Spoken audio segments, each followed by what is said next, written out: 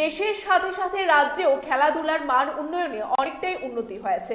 রাজ্যের ছেলেমেয়েরা বহির্রাজ্যে এবং দেশের বাইরে গিয়ে ভালো ফলাফল করছে বলে দাবি করেন ক্রীড়া দপ্তরের মন্ত্রী টিঙ্কু রায়। মঙ্গলবার উমাকান্ত একাডেমির বার্ষিক ক্রীড়া প্রতিযোগিতা অনুষ্ঠানটি অনুষ্ঠিত হয় উমাকান্ত স্কুল মাঠে। বার্ষিক ক্রীড়া প্রতিযোগিতার শুভ সূচনা করেন মন্ত্রী টিঙ্কু রায়। বার্ষিক ক্রীড়া প্রতিযোগিতায় মন্ত্রী ছাড়াও উপস্থিত ছিলেন মেয়র দীপক মজুমদার সহ অন্যান্য অতিথিরা। এদিনের বার্ষিক ক্রীড়া প্রতিযোগিতায় বিভিন্ন ইভেন্টে ছাত্রছাত্রীরা অংশ নেয়। অনুষ্ঠানটিকে কেন্দ্র করে বা ঘিরে ব্যাপক উৎসাহ উদ্দীপনা লক্ষ্য করা যায় ছাত্রছাত্রী এবং অভিভাবকদের মধ্যে।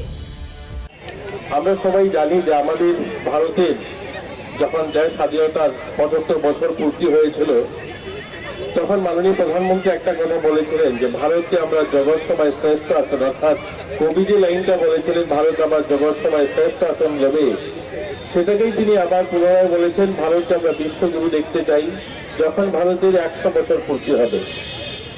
আর সেটা সম্ভব হবে আজকের যে যুব সমাজ, আজকের যারা আমরা এই মাঠে যারা খেলাধুলা করছি, আমরা যখন আমাদের যোগদান এই ভারত নির্মাণে, নবভারত নির্মাণে আমরা আমাদেরকে সামিল করব, সেটা সম্ভব হবে।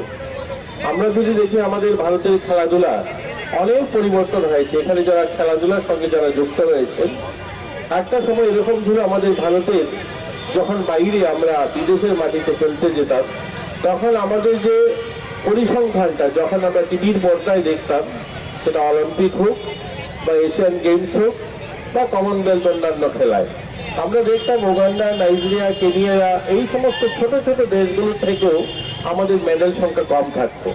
আমরা দেখতাম এশিয়ান গেমসে উগান্ডা বা নাইজেরিয়া বা কেনিয়া ওই সমস্ত ছোট্ট আফ্রিকান দেশগুলো আমাদের থেকে বেশি তারা মেডেল সংখ্যা জিতে নিত।